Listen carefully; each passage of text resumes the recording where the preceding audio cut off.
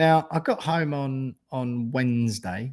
Sorry, I'm talking about Tuesday. The bank holiday's throwing me off. Got home on Tuesday from work. I hadn't checked the score. I was very late home from work and just flicked on Sky to check what the score was. And I thought, oh, no, there you go. I can watch it from the start. So I can watch it live. I turned my phone off and pinged it on. And I didn't know. I was thinking, oh, shall I just check the score now? Because if we've lost, I can save myself the anguish. I thought, no, I'll watch it live as if I was, just to try and enjoy myself. But anyway, I stuck it on, and for a while, I thought, oh, great, he's gone for a strong team. He wants to get a first win on the board just to get a bit of positivity around the club. Good idea. Wolves' team far weaker. And that reflected in the first half. I thought we played pretty well. We had some big chances. Jarrod Bowen, Lucas Paqueta. I thought all of them played like pretty well in the first half. Thought we were a little bit unlucky. Guido Rodriguez. I mean, just in case there's anyone watching or listening to this podcast for the first time or is new to supporting West Ham, that player has done nothing good since he has been at our club. And the lazy defending, Tony Gale it was, who was on co-commentary with Andy Bishop on Sky Sports, who did an excellent job, both of them, very entertaining listen. And Tony Gale was on, and he described the defending as lazy defending from Rodriguez to give away the penalty. That's exactly what it was. You get stood up. Why are you swinging your leg out? It's exactly what it is. It's lazy. It's rubbish. I think he was also in the vicinity for Strand Larsen's winning goal as well. Both of those things very, very irritating. And I suppose that's what you're going to get, right? It's just constant rumours about him particularly leaving the club soon. Saudi interest, of course. Whether or not Tony Gale sort of alluded to it, that he thought it will take some convincing, I think, to convince any club to take him off of their hands and off of our hands. Just infuriating from Guido Rodriguez's point of view. But on the whole, I thought the lineup was a positive thing. I thought that was a good idea. Aguerd, Mavropanos, Todibo, Areola. None of those replacements are sort of hugely weaker than the team we've played so far. I thought Kyle Walker-Peters did very, very well. He did well to set up Souček's goal, of course. Again, no surprise to anyone that Thomas Souček plays and he plays well. Diouf, Paqueta, Bowen, Souček, Ward, Prowse, Rodriguez. I thought overall a decent performance in the first half. When Souček gets the equaliser, very well deserved. And nice to see Paqueta get on the score sheet again with a good header. And I thought he had an overall very decent game. However, we are just not going to win games of football, as I said last week, if we're so susceptible at the back. I know Jurgen Strand Larsen, very good player, very talented player, being linked with Newcastle, but Wolves are being back to go down just as much as we are. And that was a weaker Wolves team. They put on their best player probably, or certainly their top 2 or 3 best players who's left at the club. You can understand the links to Newcastle. His stats are always very good. But once again, if that's all it takes for a team there aren't many squads in the Premier League who are deemed weaker than West Ham's. And if that's all it takes for a squad and a team whose starting 11 was far weaker than ours was virtually our strongest 11, bar 2 or 3 probably. Like with the way Hermansen's playing so far this season, you wouldn't say that Areola is particularly a weaker choice than him. Mavropanos, okay, you wouldn't probably have him in a starting 11 normally. Todibo and Aguerd have played every game. Kyle Walker-Peters, I thought was very good. I wouldn't be averse to playing him instead of Aaron Wan-Bissaka, who was terrible against Chelsea. And then other than that, all right, you wouldn't start Rodriguez, or you wouldn't have thought so. He obviously did for the opening game of the season. What Graham Potter's seeing there, I don't know, or maybe it is just a strategy to get him in the shop window. And then Paqueta and Bowen. That is, our team doesn't get that much stronger than that, really. There aren't any glaringly obvious huge talents that we've left off. Wolves, on the other hand, a very weakened team. So if all it takes is for a much weaker team on paper to put on a good player, a good striker, and that's all it takes for total collapse. There will be those saying, "Oh, it was a bit fortunate because the Wolves' 2 goals, i.e., the penalty, comes back off the post and then falls straight to a Wolves player who kind of just, I mean, did well to connect with it so well, I suppose, but hard not to ask questions of Areola when it seemed to sort of fly straight at him. Whether or not, it's unreasonable to expect him to have recovered a bit quicker than that, I'm not sure. And then the same thing seemed to happen with the Wolves' equaliser in the second half. Obviously, the shot comes in, took a deflection, did well to save it with his legs. And then again, is it bad luck? Potentially, probably a little bit of bad luck that it then falls straight on the foot of Strand Larsen, who again does well to connect with that to send it back goalwards. So you've got to admire the skill from the Wolves players in both of those instances. But again, it was fairly close to Areola, wondering whether he's recovered quick enough or not. But again, that may be me being unreasonable. But even so, even once they've equalised, hold on there. It's just sort of sloppy defending, totally regressing within ourselves while we've got some of our most talented players in our squad left on the pitch. And then it's yet another goal. I was going to talk about the winner then. It's yet another goal that comes from a wide position.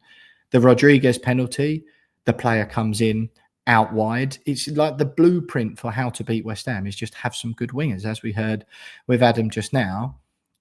If you're not very good at defending set pieces or attacks from wide positions, Nottingham Forest are not the team to play. So that doesn't sound very good for this weekend. Same against Wolves. The opening goal, the penalty is given away from a position out wide. The player coming in from the sort of left-hand side of the box, lazy from Rodriguez, but obviously susceptible there. The Strand Larsen rebound goal, his first one, the ball initially, the attack and Wolves break through out wide. It eventually gets worked back into the middle of the penalty area where the shot comes from that Areola saves after the deflection, and then Strand Larsen bangs in, but another position from out wide. And the winner, across from out wide. You've got Guido Rodriguez standing there. And I can't remember off the top of my head, I think it was Aguerd maybe, is the other centre-back standing in the vicinity. And Strand Larsen nods it in from 6 yards out. I've said it, we've now conceded 11 goals in 3 games of football. You're just not going to win any games, get any points, get through in any cup competitions if you're so easy to beat at the back, particularly in the same way.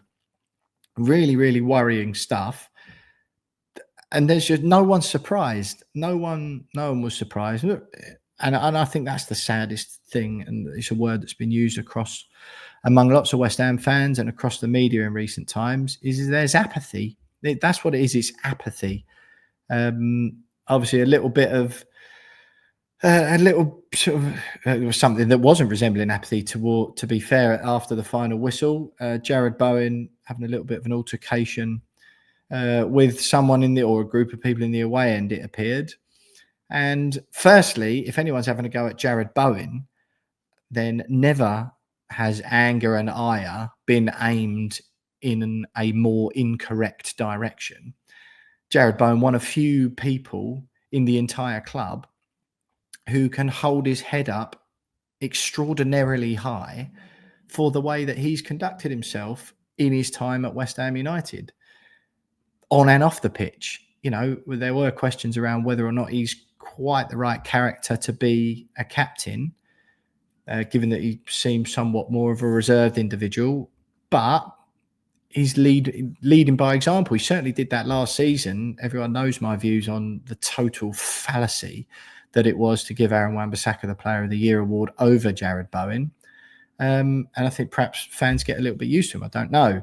Obviously, I wasn't there. I don't know if the grief was aimed at Bowen. Obviously, he's captain. He was encouraging the players to go over and clap the away fans. It's a decent effort again on a Tuesday night, particularly given the start of the season, to see the number of fans go up there for a League Cup clash. Huge respect to those who went. And as everyone knows, everyone who pays their money is entitled to express their opinion, particularly the way the performances are going so far this season. So whether it was aimed directly at Bowen or just the team generally, I don't know. Bowen not happy. I think you can see in all of his post-match interviews, he's probably just furious about the way and the direction the clubs are going and the way the squad's playing, the way the team is playing. He'd have been annoyed again, a chance to get the first win on the board and get that monkey off the back, so to speak. And it was squandered yet again. We got Nottingham Forest away on the weekend. They're going well, 5th in the table, unbeaten in the season so far. Great 3-1 win against Brentford and then a 1-1 draw against a decent Palace side. They're in Europe. They've got that to look forward to. This is a club on the up and in a good position. Managerial chaos aside. No wonder he's annoyed. No wonder he's angry. And no wonder the fans are angry as well, I think. But it is just apathy. People expect us to lose this weekend. We will lose this weekend.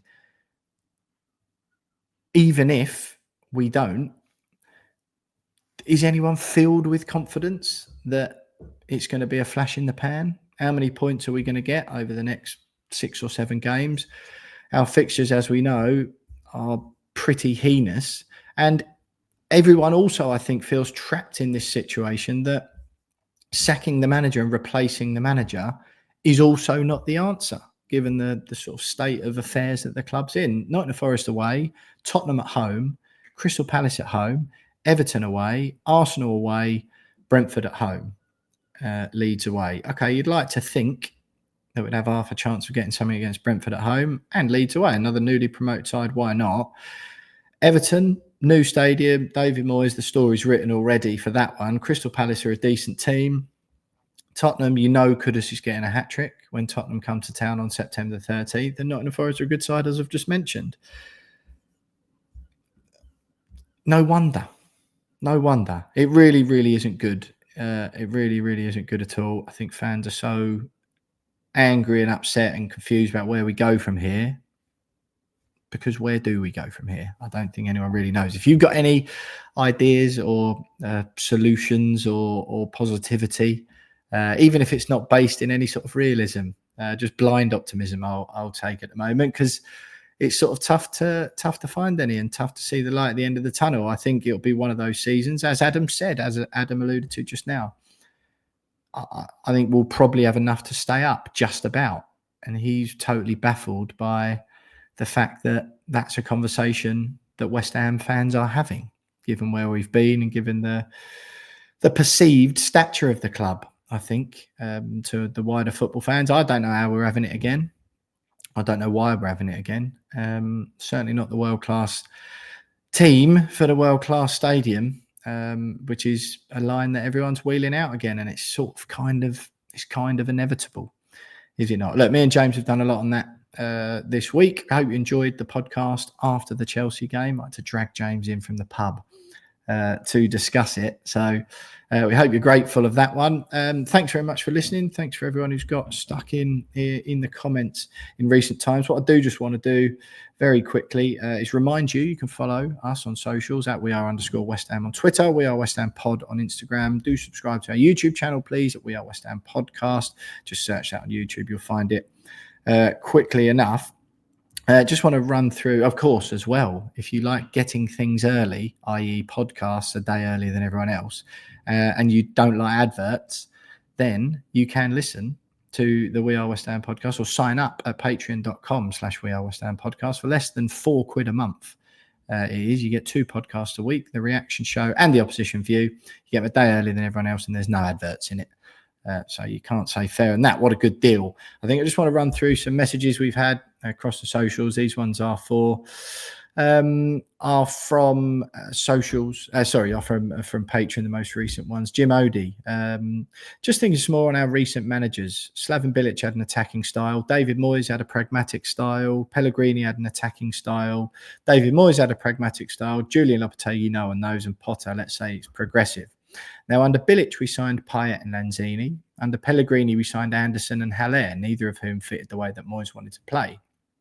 Scamacca was the enigma, as he was signed by Moyes, but didn't want to be in London or play Moyes ball. So basically, I think Sullivan wants to play attacking football, but when Premier League status is threatened, he goes back to basics, which leaves us where we are now. which is probably what people talk about when it feels like there's a lack of a coherent plan, and that the club just lurch from one sort of style of play or one approach to the other, which I don't think, as I've sort of said anyway, is a sustainable way of running a football club. And again, that's what leads you to think, oh, they sort of care about really is that survival in the Premier League. Jim says, I hope that West Ham stick with Potter and build something, especially working with the academy, but we need to be pragmatic in the short term. 3-5-2 doesn't work, especially for Wan-Bissaka. He looked lost under Lopetegui, but flourished when Potter first came in playing 4-5-1. Leah, lots of other. Songutu Magasa, CDM from Monaco. Paul says he thinks he'll be a good signing. West Ham have rejected a bid from Everton for Thomas Souček as well. Ben Orr, fed up of these number of late collapses we're having under Potter. Lots of people asking the question whether they stick or twist on the manager. I just think it runs deeper than that. I don't know. Like I say, we're basically, if we do that now, if we don't stick with Potter and try and sort of stick with this what's the word, philosophy, whatever that may be, then you're just going back to the very moment that David Moyes came in a second time to save us from relegation. And it just starts again. So I don't know. I don't know where the give is really. We're hearing some sort of rumours about some transfers, which we need to just do some transfers just so we can give ourselves half a chance of finishing 10th. And it's impossible. Yeah, I understand why the board are a little bit apprehensive to spend after last summer. Got lumbered with a load of expensive players wanted by a manager / director of football that are no longer at the club. So I understand why there would be a natural bit of hesitancy. But if we get rid of, I'd like to see Jose Mourinho in, but I know that would be unpopular with lots of fans, particularly given the style of play, but obviously everything that comes with that. I think that'd be a great appointment, or an appointment of that ilk. But yeah, otherwise, if we get rid of Potter now and go pragmatic again, like Jim suggests, then we're just back to the early stages of David Moyes. And again, what was the point of any of it in the first place? We might as well have, even if you sort of agree that David Moyes' time was up and that it had gone stale, as James Jones obviously always makes a good job of being eloquent about on this podcast. If you believe that, fine. But then the answer would have been to get another manager of a similar type, a Nuno Espirito Santo or whatever, because it just does appear, and you can't argue with evidence. This is what my suggestion, or this is what I keep saying. You can't argue with evidence. It just does appear that West Ham at the moment are not set up as a club to deliver success with a manager of Graham Potter's ilk, or of Pellegrini's ilk, or of Slaven Bilic's ilk over a long period of time. I know Slaven Bilic had one good season, but beyond that, what manager at West Ham, well, since I've been alive, basically, Harry Redknapp and Alan Pardew are probably the two that people would say they're the only two managers, bar Bilic's one season, who are the more attacking style of play, or who play with a little bit more flair, or who play with that dreaded term, the West Ham way, which some fans still hold on to. They're the only managers who've had anything even faintly resembling success, not even sustained success, playing that sort of play. And if you're talking about Harry Redknapp, it's 20 years ago, more than 20 years ago. In the last 20 years, no manager who plays that way has been able to get prolonged success at West Ham playing that style of football. And so if fans desperately want that, you can only suggest that is because of the way the club's set up. The only evidence we've had of anyone having success, and I'm not saying it's David Moyes in particular, but he's playing that more pragmatic style of football. And he's got a bit more clout. You're seeing the same thing with Nuno at Nottingham Forest at the moment. That is just my stance on it. So that's why, great, yeah, we keep Graham Potter for another year. Maybe we limp through to 15th, 16th if we're lucky. If we make some signings, maybe we get 10th. We're already at the League Cup. So already we've got the FA Cup to play for. Who's got any faith we'll do anything in that? And then we're not getting in Europe this season. We'll be lucky to get in the top half. even then, it's just what's the point? So I don't think. I think you should damned if you do, damned if you don't, really, because if you get rid of Potter and go back to pragmatic again, it will only be a matter of time before large sections of the fan base have had enough. So yeah, that's about it. That's all I've got to say. It was. I thought I'd just add a little bit on to the end of the podcast, have a chat about the Wolves game, given we had the midweek game. Yeah, no, James, just a bit of ramblings from me, really. Hope you enjoyed it. Thanks for listening, as always, or watching. If you're on the YouTube, make sure you follow us on all the socials, and don't forget you can subscribe to patreon.com/We Are West Ham podcast for just a few quid a month, less than £4 for the podcast day earlier than everyone else, no adverts, and the most important thing, really, it helps me and James keep the podcast going. So if you like it, please consider supporting. Thanks very much for listening and watching, and we will speak to you next week after the Forest game for some more joy and positivity, no doubt. West Ham are massive, up the Hammers. Speak to you next week.